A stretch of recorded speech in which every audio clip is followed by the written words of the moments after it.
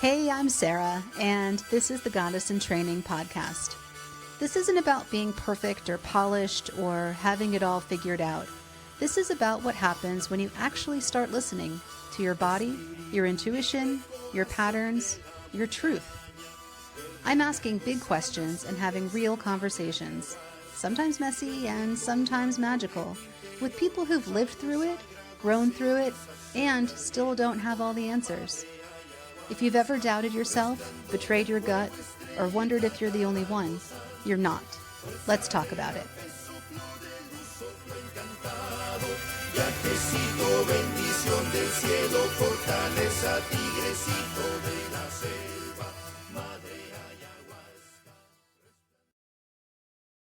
Hi, welcome back to another episode of Goddess in Training. I'm your host, Sarah.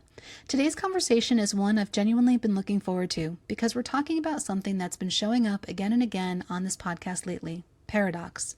That place where two truths can exist at once, where life refuses to be tidy, where intuition often speaks the clearest. My guest is Prashanthi Amarnath, author of the book Embracing Paradox, which brings the Tao Te Ching into modern life through 81 micro lessons, small, actionable invitations that aren't meant to overwhelm you with information, but create enough stillness that your own knowing can rise. And I'll tell you, within minutes of this conversation starting, Prashanthi said something that stopped me in my tracks. She talked about the Tao not as something we understand, but as something we experience. And she named this movement from being the observer of your life to the moment when the observer dissolves, when there's no separation, just life moving through life. We go into Wu Wei, effortless action that isn't laziness, but clarity without force. We talk about goals, achievement, and what it means to release attachment without becoming passive. We talk about parenting in a world built on outcomes. We talk about fear, especially the fear of visibility and the quiet strength that comes from letting yourself be misunderstood without self-betrayal. And one of my favorite parts of this episode is how Prashanthi talks about Mother Tao, the divine intelligence that holds the rhythms, the cycles, the timing we can't always see, and how trusting that doesn't make your life smaller. It makes it more spacious, more resilient, more honest. If you're in a season where you're doing the right thing, listening to your intuition, but you don't know what's next, this conversation is for you. All right, take a breath, soften your shoulders, and let's drop in. Hi, welcome back to another episode of Goddess in Training. I'm your host, Sarah, and today I am here with Prashanthi Amarnath, who has written a book called Embracing Paradox. And I am so excited to have this conversation because I was a religion major in college and studied the Tao Te Ching a little bit, but that seems like lifetimes ago. And so as I've been thinking about this conversation, it's been so fun to remember what I learned back then and how it really is so integrally connected to intuition and all of the themes that we're talking about here on the Goddess in Training podcast. So Prashanthi, thank you so much for being here. Thank you, Sarah. It is an honor to be here and to have a space where conversations like this can exist. My name is Prashanthi, and my work with Embracing Paradox is rooted in the Tao Te Ching, not as a philosophy to explain, but as a way of experiencing life. I listened to your conversation, Sarah, with Tabby about being an observer in your own life. And it kind of struck me so deeply because that is the heartbeat of the Tao. The Tao teaches us to step back, to witness both sides, like without being consumed by either, to let the world just move without insisting it move through us. But it also points to an even deeper state, the place where the observer dissolves because there's no one left to observe and nothing left to separate. Just the Tao experiencing itself through form, profoundly aligned with what you and Tabby had explored. And that is the space I hope to speak from today, not from identity or expertise, but from the simplicity of the Tao itself, the part of life that doesn't need definition, so doesn't seek recognition and doesn't force anything into being. I am grateful to be here, and I'm curious to see where Tao takes this conversation. I love what you said so much because so many of my conversations have been moving in that direction. And that's kind of the mission of Goddess in Training in and of itself. It's that lived, embodied experience that matters so much. And we focus sometimes on transcendence or where we're going, what we're going to be. Hmm. And it's really the here and the now that is it. So I read that you grew up with exposure to a whole bunch of different traditions, spiritual traditions. How did that shape you?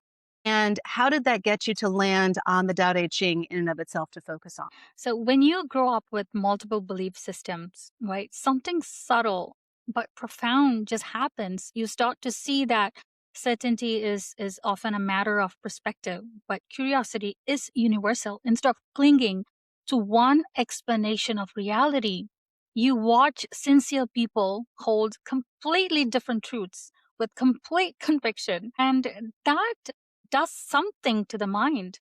It dissolves the illusion that there is only one right way to understand the world. Certainty becomes very contextual and curiosity becomes expansive. And that distinction changes everything. Certainty tends to clamp down. It wants to have clear edges, fixed answers, and predictable conclusions. It creates a psychological posture of tightening as the truth must be defended to stay alive. But curiosity just does the opposite, right? It opens and it softens and it invites. And curiosity says that there is more here than I can see right now. And that is where the paradox lives, right? In that space between the two truths that can coexist without canceling each other. And growing up around many paths, you learn very quickly that wisdom doesn't belong to any single tradition. You see devotion expressed in different languages, different rituals, different worldviews, but yet the sincerity underneath all of them feels the same. Imagine growing up in India at the time with so many different religions coexisting at the same time. And I was very fortunate to have a guru in this life who embraced all religions. It doesn't matter. He says, love all, serve all. And that teaches something very essential, right? Curiosity keeps unfolding, and curiosity doesn't need to win. It doesn't need to prove. It simply listens. And in that listening, it becomes spacious enough to hold paradox with ease. And that's the orientation that Tao awakened in me. Not the search for the right belief, right? But the ability to stand in space between the beliefs, where humility, openness, and the real understanding live. How did early exposure shape my relationship with certainty? Definitely taught me that certainty gives you a position, but curiosity kind of gives you the pathway. And certainty locks your brain, locks your mind, but curiosity expands the heart. And paradox, that ability to hold both the truths at the same time, grows naturally from that expansion. And that is where I completely surrender to Tao, the Divine Mother, Tao. I've been thinking a lot about goals and the role that they play in our lives. And you are clearly a really driven person. You are a family and you have a career and you've written this book. In the context of paradox and the Tao Te Ching, what what role do goals play in your life? So, goals to me are something that you define and you try to get there with a certain outcome in your mind, right? You have a goal to get to somewhere. So you have a destination in your mind.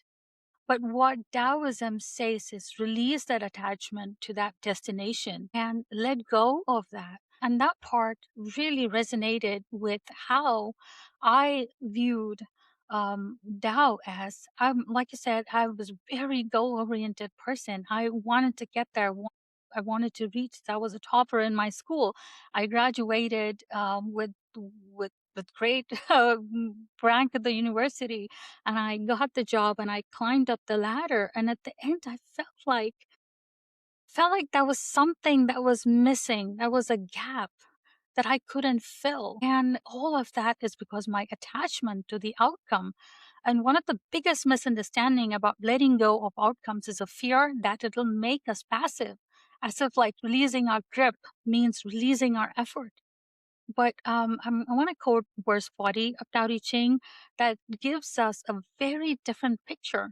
It begins with like two lines that completely reshape how we understand progress.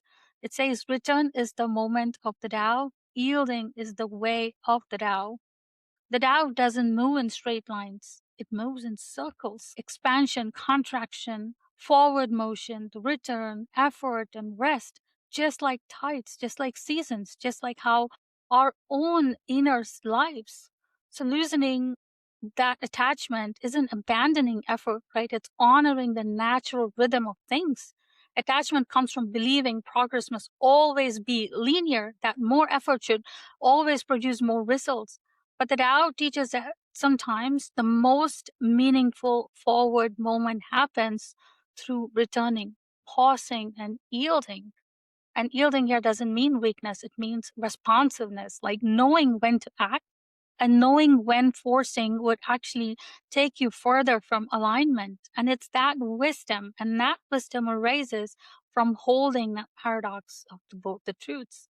And the verse 40 goes on to say, all things are born of being, being is born of non being, meaning that moments that look like stillness, uncertainty, emptiness, those aren't failures. They're fertile ground, insight, creativity, timing, and clarity, all of that raised when that space we usually rush to avoid. But when I lose an attachment to an outcome, I'm not stepping away from responsibility. I'm stepping out of indifference. I show up fully. I care deeply. I no longer insist that life conform to my expectation or my timeline. When things don't move the way I hoped, I remember return is part of the moment, and what looks like setback is often a recalibration. That feels like stillness is often like preparation. But what appears empty is often the beginning of something we can't see it. The understanding builds a very quiet strength in us. And the more I trust that cyclical nature of things, the less desperate I become for results. And I can stay steady during that contraction because I know expansion always follows. And and here's a paradox, right? Losing attachment doesn't make us passive. It just makes us resilient. It lets us work hard without gripping, caring deeply without controlling, and act with intention without demanding. And that is very important, especially in today's world when I was constantly moving towards getting to my goal. I was gripping very tightly to the outcome because I want to win. I wanted to be the topper. I wanted to be the best in whatever I did.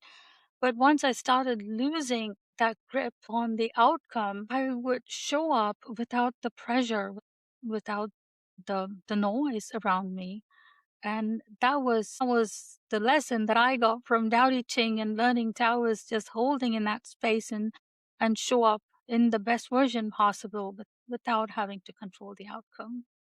That has been a lesson that I have been learning over and over and over again. I love what you said about things being cyclical, because when you really think back on your life in any experience, it never is in any linear fashion. It's always kind of going around and around the mountain. Somebody once said to me, in terms of healing, you can just jump to the top of the mountain. And I don't think you can. I think the whole purpose is to circle and to learn and to grow in this incremental way. I've been thinking a lot about, am I saying this correctly? Wu Wei.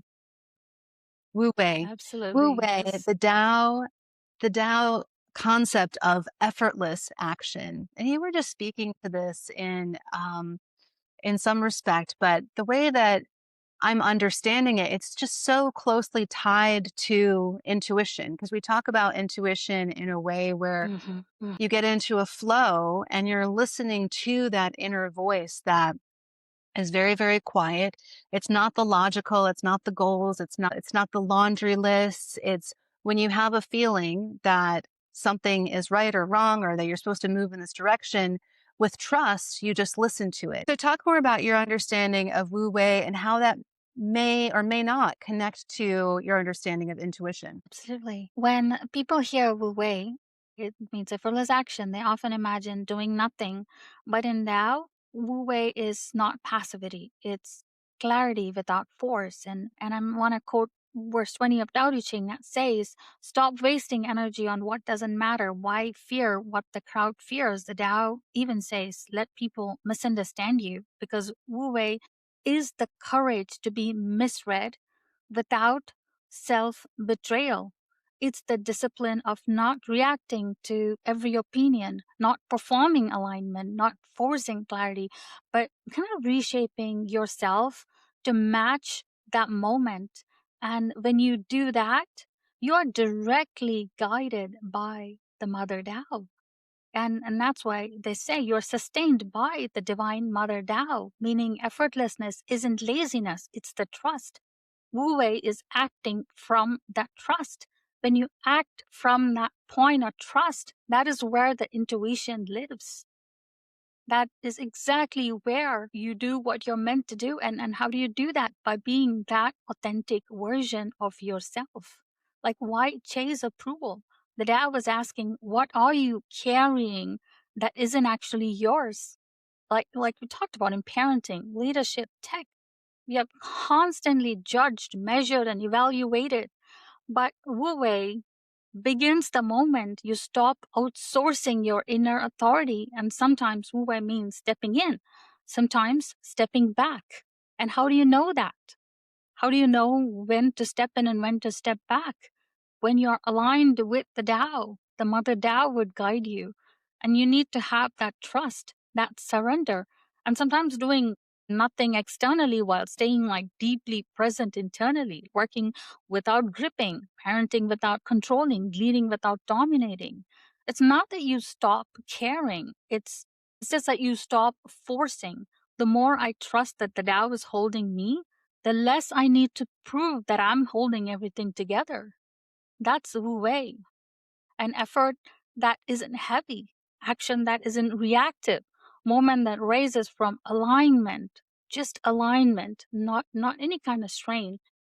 And that surrender, that quiet trust is what makes effort feel effortless.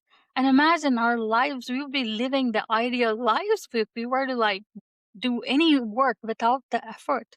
Because the first thing when I want to do a work, I'm a project manager, so my mind goes in a direction like, okay, someone's giving me this work, or my daughter is asking me to go to her to a party. Steps A to Z, what I need to do, how much effort does each one of them take? I'm so calculative in my head, and I'm like so caught up in that web of what we call illusion, the Maya. I'm not acting from that point of the point of now, the point of trust. And that is where Wu Wei would take us. It'll exactly pick us up from where we are and drop us in that place where we could be guided by the Tao. And that is what they call the intuition. To get there, there are ways. It's one of the ways the Tao Te Ching says is trust and surrender. The Mother Tao moves everything around the universes, multiple universes. It's operating everything with utmost perfection. Why would we not trust her? She is so powerful. Love that you talk about Mother Tao. I feel like when I was studying in college, and the Tao was never given any kind of gender identity. Why do you refer to Mother Tao? Absolutely. I questioned the same when I looked at the Tao Te Ching. Tao, Lao Tzu is this mysterious person that wrote Tao Te Ching. We have no idea who this person is. Lao Tzu literally translates to great grandfather. We don't know. This is a very mysterious person. And he looked at Tao in a lot of different ways. And one thing that Lao Tzu does not like is labeling. And so he talks about that multiple times in Tao Te Ching about how our human brain tends to label, how we tend to call this feminine, how we tend to call this masculine. So he sometimes on Tao Te Ching he calls Tao as father, and sometimes he calls Tao as a mother, and there is a mixture. He doesn't believe in labels. When he's talking about a verse that talks about the feminine side of Tao, he calls her mother. And when he refers to Tao as the father, the action, that side of Tao, he calls as a father.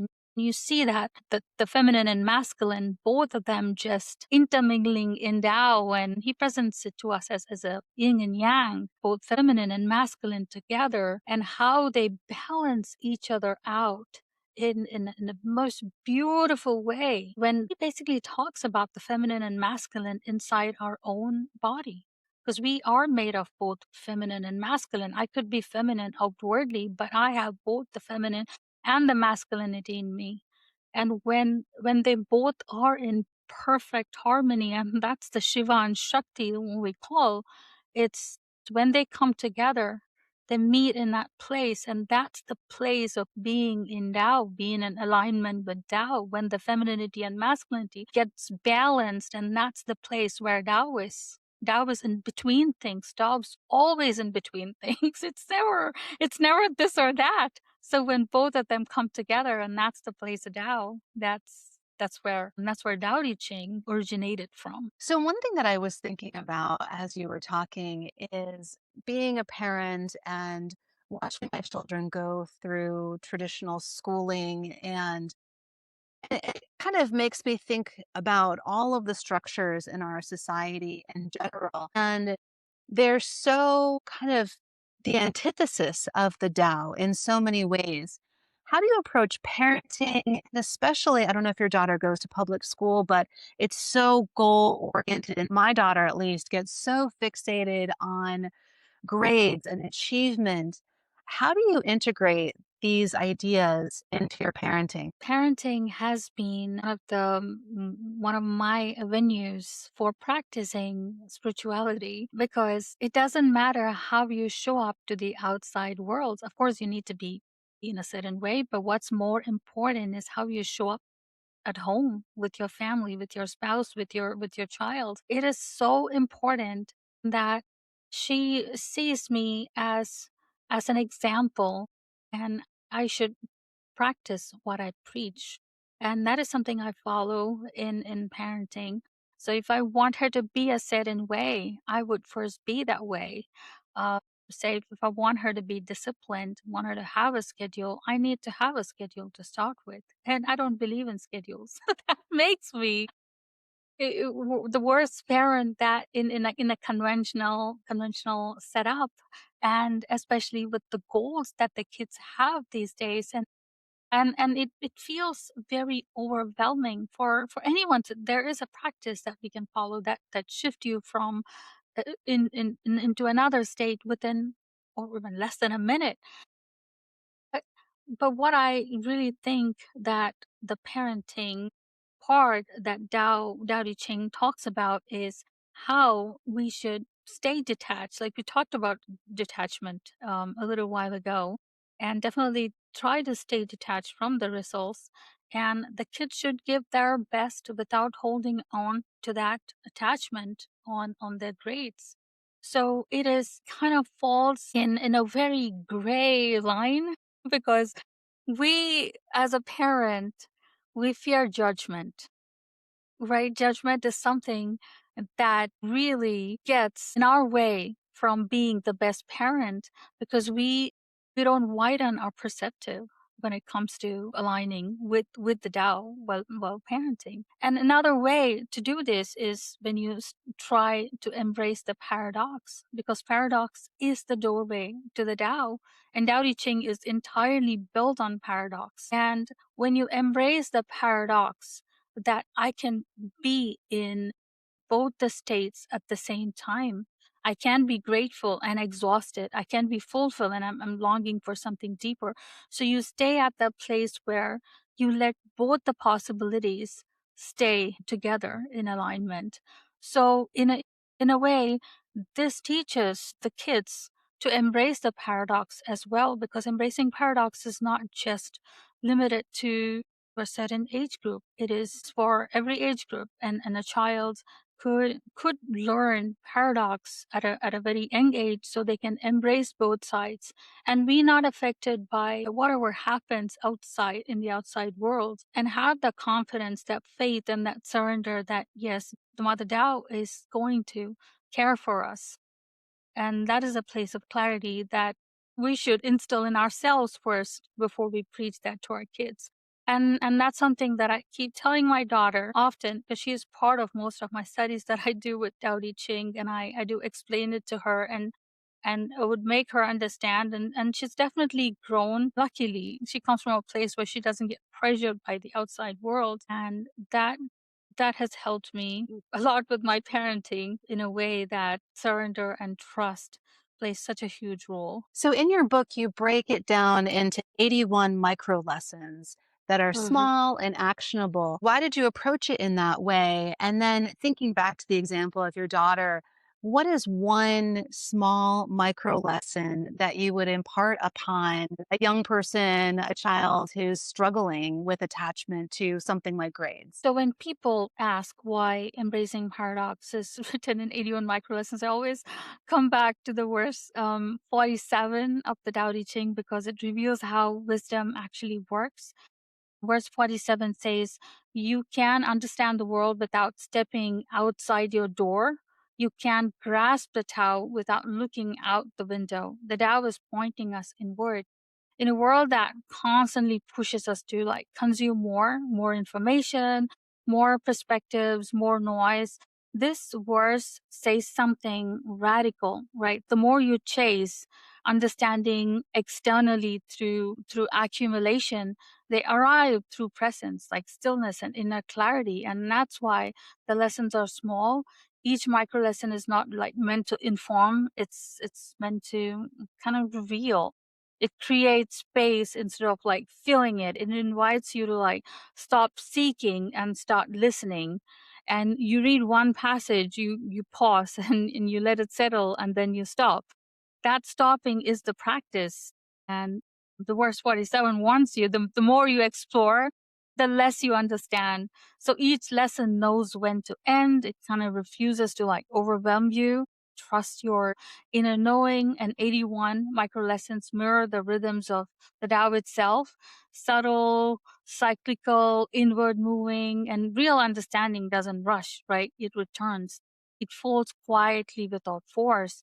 And embracing paradox isn't meant to be consumed or mastered. It's meant to be visited, turned to, sat with, because the Tao doesn't shout its wisdom. It waits for us to become still enough to hear it. And that, more than anything, is why the book is written that way. So I think the idea is that it should resonate with the readers, and they shouldn't be holding on to the values, the actual, the poetic verses behind each of the Tao Te Ching verses are so pure, and it's got to be felt. The micro lessons kind of leave them the way to feel the lessons rather than be imposed by it. What's one small, concrete micro lesson that you give to your daughter on a regular basis? What I tell her is not to hold on to the outcome, rather than being obsessed with what could be. Just be with what is. And I want to be the example that I want her to watch and grow up with. So the paradox that she is seeing is that tension that the Tao, like just even translating it, writing about it, and even like sharing it publicly, while knowing that Lao Tzu himself warned that Tao can never truly be spoken. And there's a quite tension in that, right? The pull between the reverence and the expression, and that humility and visibility, between honoring something sacred and offering it to the world.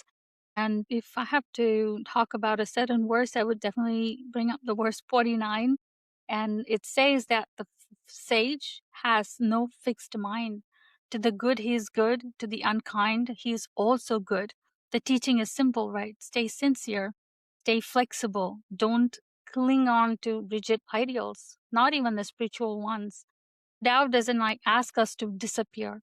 It asks us to remain true.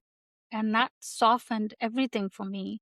And the question isn't whether I should speak or stay silent. It's how I speak, right? From where? With what intention? I'm not here to own the Tao, or I'm here to like serve it in the life I'm living, with the responsibilities that I have, pretending that I don't exist in the world of work, family. That would not be spiritual. It would be dishonest. So the paradox that I talk to my daughter about is that I tell her that I allow my expression to be visible without turning the wisdom into some kind of an identity or performance. So anything that she does, she has to do it with an intention, and that intention has to be come from that place of knowing from deep inside her heart, and also having that trust where she could share without possessing, like give without like holding, and offer without controlling how it is received. And that's where verse 49 says the sage is sincere with the sincere, and sincere with the insincere as well, because sincerity itself is a virtue. And that teaching has really become my anchor in parenting, right? My parenting doesn't have to be perfect. It has to be sincere. And then that and there's the most tender line. The sage cares for all as the mother cares for her children. And he talks about that, and mother doesn't apologize, right, for having limits. She doesn't collapse to prove her love. She nurtures without depletion. And that's how I'm learning to parent, not by resolving this paradox, but just staying honest in my relationship with it. And I trust that the Tao can move through the modern forms without losing itself. And I trust that sincerity is felt even through the words. And I trust that expression, when rooted in care rather than ego, is not a bit, it's a form of service. So yes, I that's the one paradox that I talk to my daughter about, and I hope she gets it one day. It's like layers and layers of learning and peeling. So I hope she'll get to there. She'll get there at some point. One thing that keeps popping to mind is how love relates to paradox. Because when I think about love, it is so expansive. And when you think about the opposite of love, it's hate. Maybe I'm wrong. Maybe that's not the true paradox there. Because I feel like the more that I lean into love and turn away from what the opposite of love is, it's just so expansive and full of ease. And so, am I wrong in that love and hate are the paradox? What is the Then you're kind paradox of in it. of love? Absolutely. So love is, again, it's a label, right? What do you call love? What does love mean to you? Love is the expansive feeling that I have. I guess words. Well, so this is part of it, that and part of the lesson of the Tao Te Ching, that words are so limiting, and maybe that's Yes, why. Yeah, absolutely. feelings are so hard to put into words, and so therefore, Yes. if it's difficult to put one feeling into words, then it's difficult to put the paradox into words as well. Exactly. And that's the biggest paradox in itself, is we can't try to define it. It's like you said, it comes from the bottom of your heart. The love is something that just flows from you, from a place of just pure surrender and trust. When you love someone, it could mean so many things. How do you define love? It's one of the greatest paradoxes ever, right, to solve. It's the kind of love that Lao Tzu talks in Tao Te Ching, is the love towards everyone and everything, because we all are part of the same Tao, the same source. Just like how a human body have the feminine and masculine side, everything around the universe itself has the feminine and masculine, and they have to find a way to come together and balance.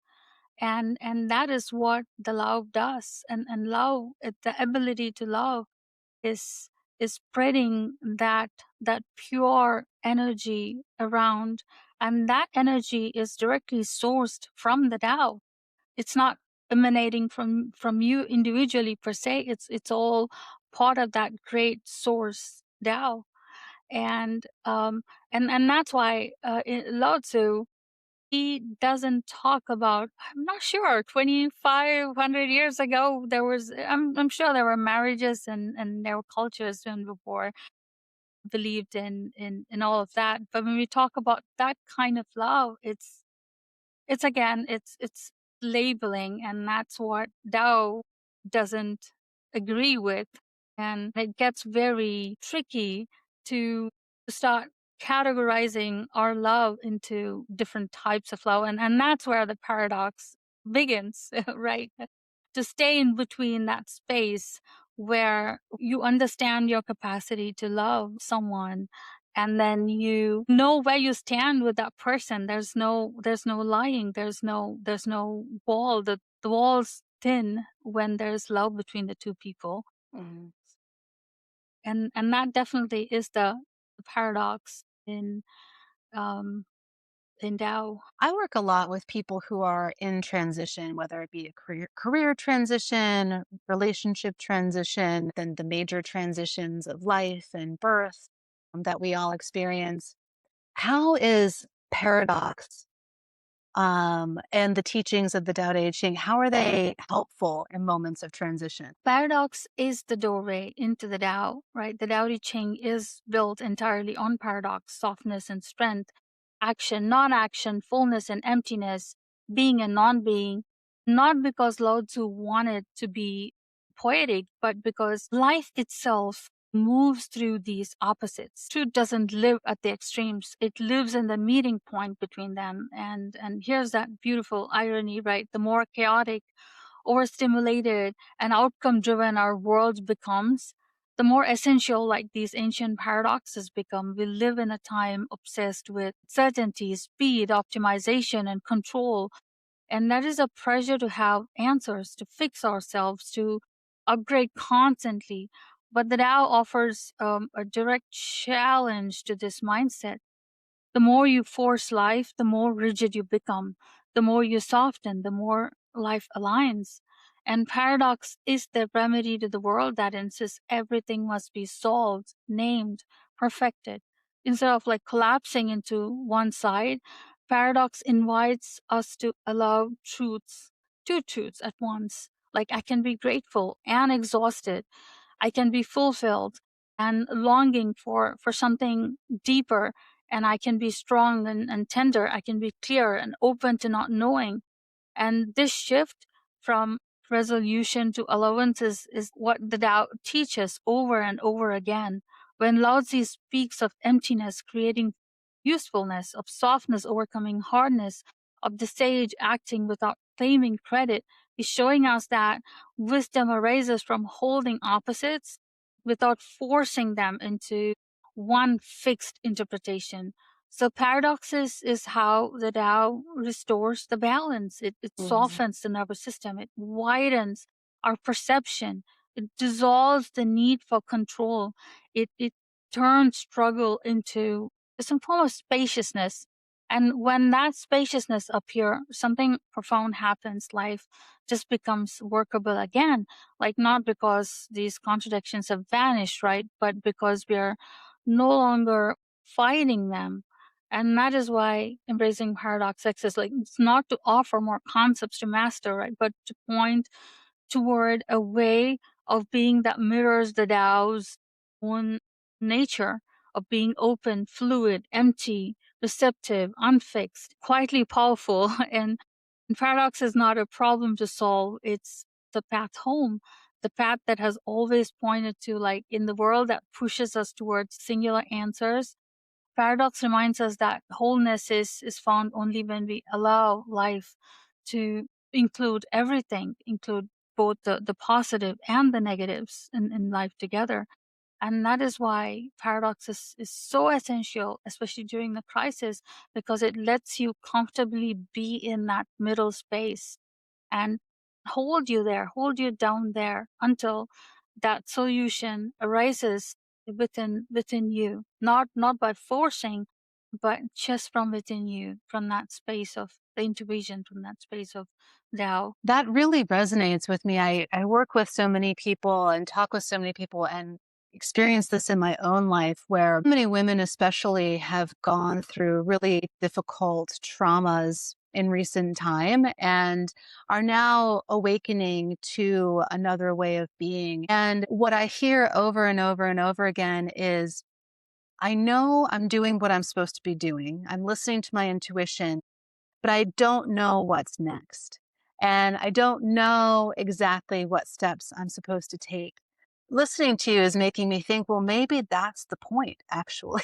Maybe we are just supposed to be on that opposite side of the going and the doing and the striving and just be and of trust that the actions we're supposed to take will just arise naturally. Have you found that in your own life that when you ease and when you release, your next steps become very clear? Absolutely. I do practice that in my real life, and I have talked about that a lot in my book as well on how just releasing that outcome really helps you get to where you want to. And one of the chapters that I've talked about is how I've lived across three different countries and how that shaped the person who I am. So I grew up in India. I was born in India. I grew up there, and growing up in India, even like getting access to pure water is was so difficult. The times that I used to live in India, and we used to stand waiting for the water truck to arrive to catch the water, and we catch the water and take it all the way home, and that happens every single day. And we were constantly worried about what kind of disease that is going to bring to us. So we used to boil the water multiple times before drinking it.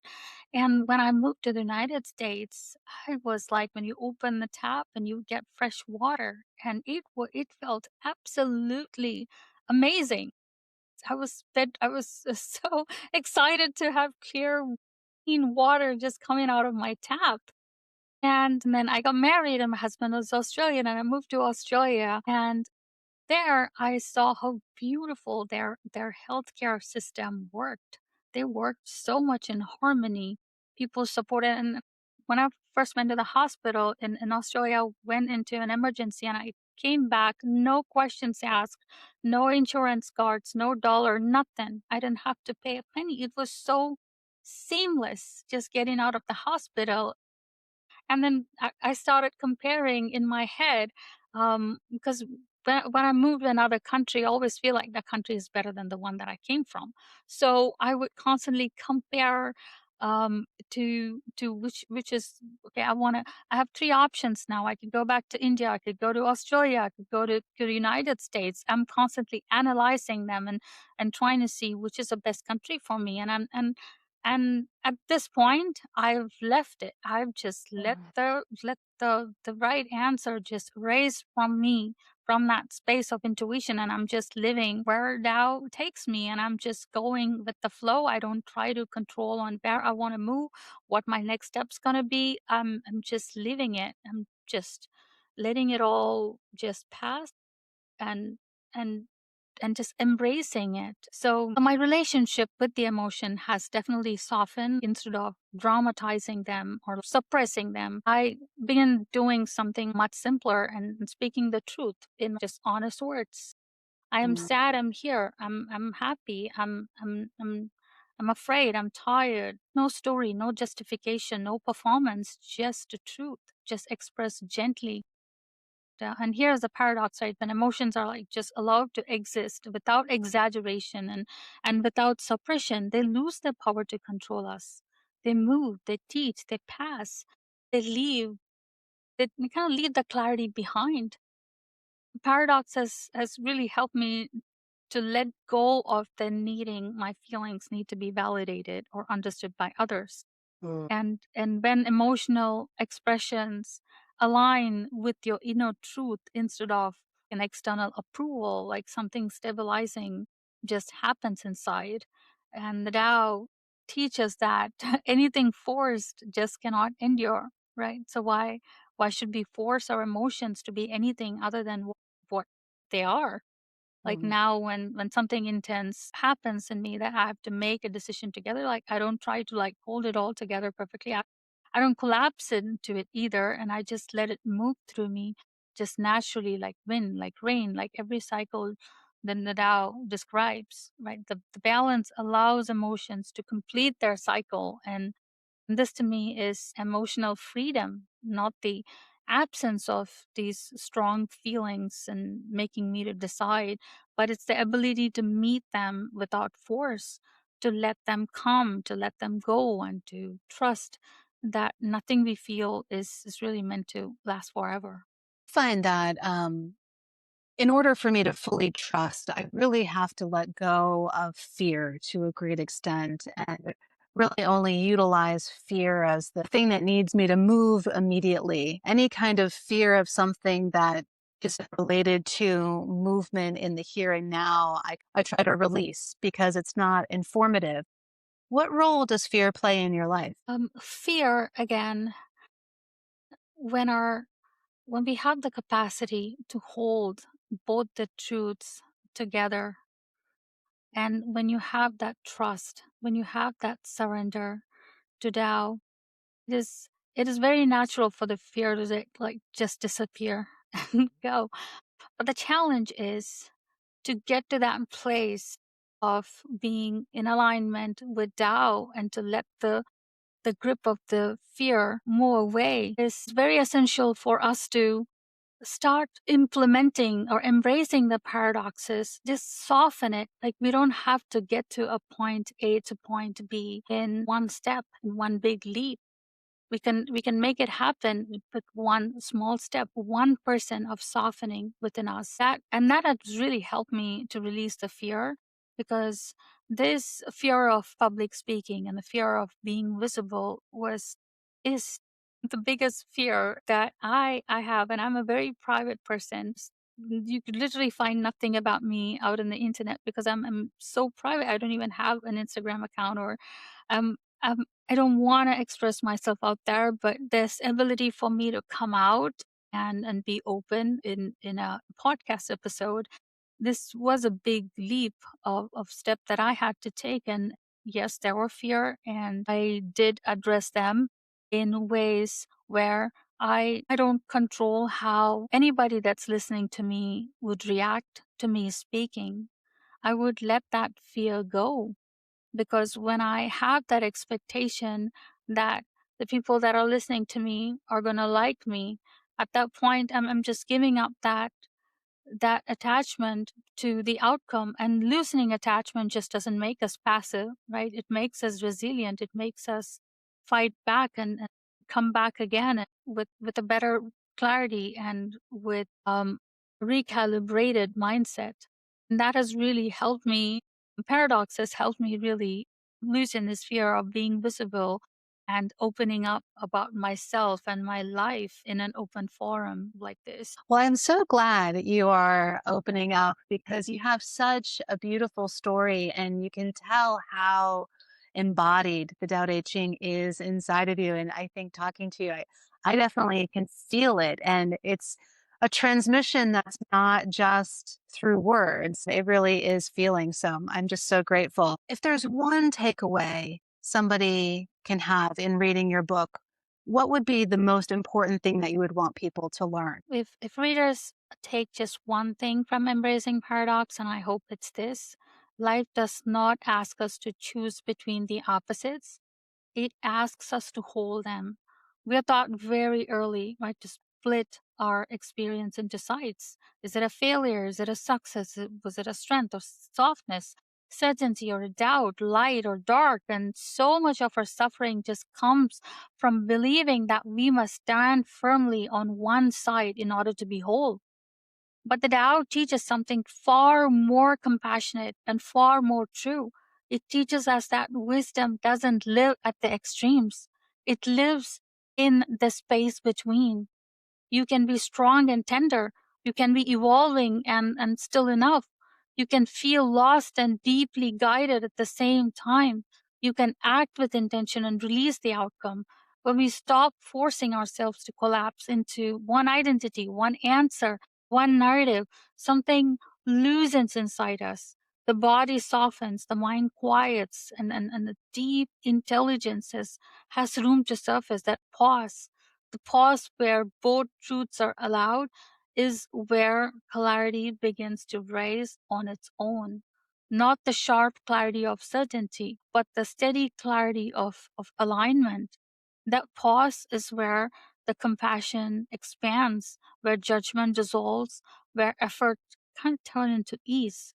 And that pause is where the Tao lives. So my hope is not that readers walk away with answers, but with permission to be human without fragmenting themselves, permission to hold their contradictions without shame, permission to trust that they don't have to resolve everything in order to belong. Because when we make room for paradox, we make room for wholeness. And wholeness, I've learned, is already here, waiting patiently in the space. We stop trying to take control. When we take control, we mess things up so badly. So the best thing to do is to let go and let God, let Tao in to guide you. As you were talking, I was thinking about how there's such a parallel between the internal. If we embrace paradox internally, I really believe that it will change the world as a whole. The more that we embrace the paradox and the teachings of the Tao Te Ching, which I think are very similar to so many different teachings, that we would see less division in the world. Do you have a greater hope like that? Absolutely. I grew up learning about the yogas, the three yogas, karma yoga, jnana yoga, and bhakti yoga, which is nothing but my guru. I witnessed in my guru all these characters in traditional yoga philosophy, right? The three classical paths to spiritual realization. The karma yoga is basically the path of selfless action, and jnana yoga is the path of wisdom and inquiry, and bhakti yoga is the path of devotion and love. And each one emphasizes a different way of relating to life. Karma yoga uses your hands, jnana yoga uses your mind, and bhakti yoga uses your heart. And yet, the deeper you go, the more you realize that these paths are really not separate. They are just the different facets of the same jewel. And what surprised me much later in life is how beautifully this aligns with Taoist wisdom, right? The Tao describes life as a flow, a natural moment of intelligence that just runs through all things.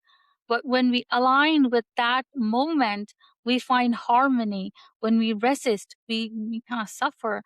And each of these three yogic paths is really a practice in softening that resistance. And karma yoga, what they say is you do action without the attachment. And that's basically what Wu Wei talks about. In karma yoga, the teaching is so simple: act sincerely, but release the outcome. You give your best and you do not cling. You sow, but you don't take credit. You move, but you don't force. And these parallels the Taoist principle of Wu Wei, the effortless action, action that arises from alignment, not ego or tension, action that just feels natural, like the river flowing around rocks instead of through them. And karma yoga trains the body to participate in life without gripping, without striving or without identifying. And it teaches you that service is sacred.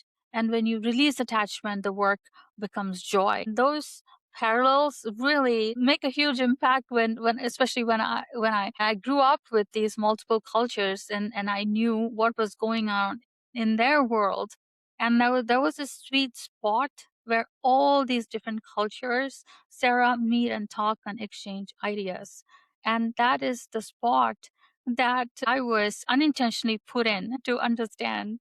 So it was very, very enlightening for me to see that all these different cultures speak about the same thing and their inner message was the same. And it was just wrapped up in different clothes, for lack of better words. So I was blessed to witness my guru who embodied all these three paths effortlessly. He worked tirelessly. He built hospitals, schools, and all that. And he was in Jnana Yoga. His clarity was piercing. He had this way of like dissolving illusion with just one sentence, right? And in Bhakti Yoga, he was just pure love, expansive, unconditional, and transformative. just watching him just taught me something so profound that you don't choose a path, you kind of become the integration of all the three paths. And that integration happens naturally when you deepen your sincerity, your clarity, and your love. So, what are your hopes for the time that we're entering into? Because the way that I see it, at least, we're seeing so much division. And at the same time, so many people are awakening to a different kind of world and desiring a different kind of world that is definitely more in line with what the Tao Te Ching teaches. How do you see the coming years? And do you see us collectively moving in a certain direction? We are already, and I feel like this is the best time, Sarah, to be alive and to witness these moments. If I could pick any time that I want to be alive, since I've known maybe 2000 years time frame, but this would be the best time because we are in the cusp of so many developments in multiple technologies, right, that are aiding us to where we want to be, especially in the technology and in the AI side, and the way that all of that is just mind boggling. And sometimes it's really important to see that different perspective, right? When I think about the future of Taoism, at least in the next decade, especially with like the digital media, with the global connectivity, and now AI just shaping so much of our experience, what strikes me is how naturally, just naturally, for Taoist tradition could adapt to this, because Taoism has always been about the flow, about meeting the moment as it is. And we are entering a time where that skill is becoming very essential. And I think Taoism will grow in three very interesting ways, right? First, accessibility. For most of the history, the Tao Te Ching lived in scrolls and monasteries and lineages. Now, anyone with a phone can access translations, teachings, and discussions instantly. Global connectivity means the Tao is no longer tied to a geography or culture. It's becoming a universal language for people seeking softness in a hard world. And presence is in this such an overstimulated world, right? And second, the blending of wisdom and technology. AI can't replace spiritual experience, but it can amplify access. We will see Taoist meditations, Tao inspired decision making tools, and digital platforms that help people slow down instead of speed up. What's beautiful is that the Tao does not resist technology. It simply asks, is this aligned with the harmony, or is it creating more noise? Mm. And I think we will see a rise of technologies that help people regulate, breathe, reflect, and connect with simplicity again. And third, a shift from philosophy to embodiment, right? In a world of constant information, people are craving lived wisdom, not lectures. The Tao's emphasis on Wu Wei, softness, non force, humility, compassion, these are qualities the modern world desperately needs. I see Taoism becoming less of an ancient text people read and more of a practice people live, like in leadership and parenting, in relationships, in digital age, and how we respond to the pace of change. Here's a paradox, right? The faster our world becomes, the more relevant the Tao will be. The louder the collective noise gets, the more people will seek the quiet teachings of the Tao. The more AI shapes our outside world, the more we'll return to inner wisdom. So I don't see like Taoism being outdated. I actually see it blossoming, like not through the force, not through evangelizing, but through resonance. People will find the way to the Tao because their hearts are tired of striving, and the Tao offers an ancient, timeless alternative, a way of being that is so natural, gentle, grounded, and just deeply human. And that to me is the future of Taoism, not competing with technology, but just guiding us in how to stay awake, authentic, and connected when everything around us is just moving and in constant influx. And it just creates that fertile ground for us to be grounded and to stay put.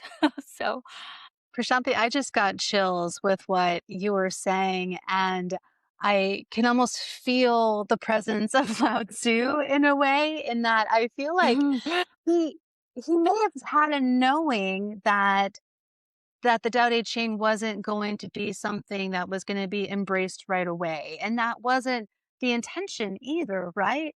Almost as if he had a knowing that time, I like to say time is an illusion in a way, in that it would come back around. It would be appropriate in the exact moment that is needed the most. Absolutely. But Tao Te Ching may be like over 2,500 years old, but when you read through it through the lens of today's political and social climate, Sarah, it feels almost startlingly relevant. When Lao Tzu, he saw them is exactly what we are living through now.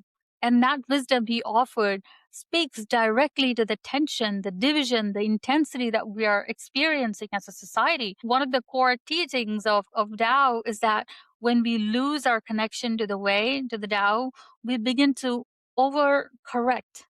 We start creating more rules, more moral declarations, more virtue signaling, not because society is becoming more virtuous, but because we feel the absence of natural harmony. And this is where Lao Tzu says that in one of the verses, when the Tao is forgotten, moral righteousness appears. When wisdom is performed, pretense follows. When harmony dissolves, loyalty and duty must be enforced. Tell me that isn't what we're seeing today, Sarah, Yeah, right? exactly. We're living in a world where morality is loudly declared but rarely embodied, where intelligence is celebrated but wisdom is often missing, right? When that social unity is preached, but true connection kind of feels fragmented everywhere. The Tao helps us understand why. When natural balance is lost, artificial balance is loudly demanded. And what the Tao Te Ching offers is not a political stance, right? But a way of seeing. It reminds us that the real change never comes from force, aggression, or moral superiority. It comes from alignment, from leaders and individuals who are grounded, humble, and connected to something deeper than their own opinions. Lao Tzu warns against rulers who control too much, speak too much, interfere too much. He teaches that best leaders are the ones who create the conditions for people to thrive on their own. Leaders who are almost invisible because they empower rather than impose. Imagine what kind of leadership would that look like today, right? The Tao offers something powerful for all of us, not just leaders. It reminds us to soften, to listen, to question our certainty, to recognize our shared humanity instead of clinging to our divisions, to remember that the more we push, the more resistance we create. The Tao doesn't give us political answers, it gives us inner posture. And from that posture, better answers arise naturally. So, how does Tao speak to in our current climate? It reminds us that the chaos we see is not new and it's not permanent. It shows us the louder the world becomes, the more important it is for it to return to quiet. It calls us back to humility, the presence, and the wisdom of moving with life rather than against it. In many ways, the Tao Te Ching isn't commenting on politics, it's just offering a path back to sanity for all of us. Because what we're living in is absolute insanity. But I know that when there is yin, there is going to be yang. I know I have that trust in now that the better times are coming or just on the horizon. We just can't see it, but it is there and it has to, right? That's how everything balances itself out. And with that trust and with that surrender, I guess that would definitely help us to get through the everyday life. Mhm. And really, one of the biggest arguments that I hear about Tao is that people think that it's too ambiguous or too esoteric to be useful. Mhm. And I actually understand where they're coming from because the Tao doesn't give you instructions and it gives you invitations. And for the culture that craves certainty, formulas, and step-by-step answers. Like we ask people, how do you get enlightened? Give me a step-by-step answer to get enlightened. It doesn't work that way. And that can feel frustrating, right? But here's the paradox. The Tao's ambiguity is actually not a flaw. It's a source of its usefulness. Life isn't always clear cut, right? Emotions aren't always linear, and leadership isn't predictable. Relationships are never straightforward, and the mind is like rarely satisfied with simple answers. So Lao Tzu didn't give us clarity in the form of rigid definitions. He gave us clarity in the form of spaciousness. The ambiguity of the Tao creates room for your own wisdom to rise. It doesn't tell you what to think, it helps you see. And honestly, that's what makes the text timeless. A literal prescriptive book would have become outdated long time ago. But the Tao Te Ching continues to speak to people across cultures, identities, and eras because it reflects each reader back to themselves. To me, the people who find it too ambiguous are often approaching it like a textbook, expecting it to be straightforward. But the Tao isn't offering information, it's offering transformation. It asks you, can you hold the two truths at once? Can you find clarity through softness? Can you trust timing instead of forcing outcomes? Can you see beyond language and into experience? And so when critics say it's too vague or too practical, I gently offer this perspective, right? The Tao becomes practical the moment you stop trying to decode it and start allowing it.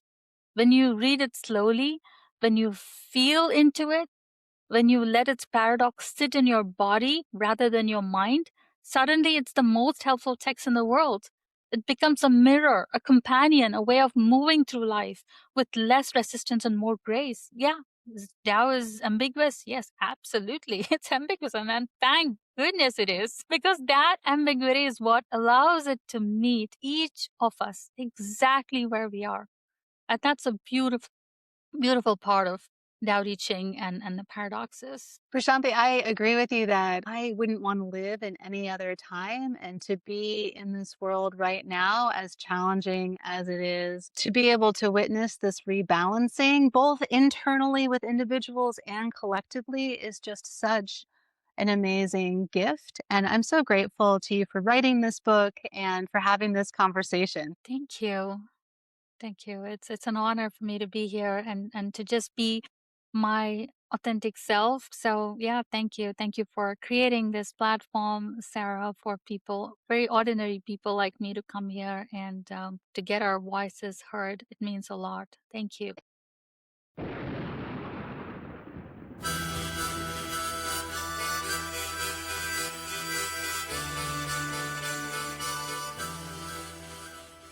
Thank you for tuning in to Goddess in Training. I hope something in this episode stirred your knowing or softened your heart. If it spoke to you, share it with someone who needs it, or leave a review or comment to help others find us. If you're watching on YouTube, please like this video and subscribe to the channel. If you want to hear more conversations like this, please consider supporting Goddess in Training on Patreon. For more tools and offerings to deepen your intuition practice, visit goddessintraining.online. You can also join the Scroll of Sashat on Substack for twice-weekly stories of how I followed my intuition. The music for Goddess in Training is Madre Ayahuasca by Arkawa, and you can find more of his music in the link to his website in the show notes. Remember, your intuition is not a mystery, it's a memory. Keep listening. Resplandor del fuego, estrellita, tabaco santo, fuerza de rape, soplo de luz, soplo encantado, viajecito, bendición del cielo, fortaleza, tigrecito de la selva, madre ayahuasca.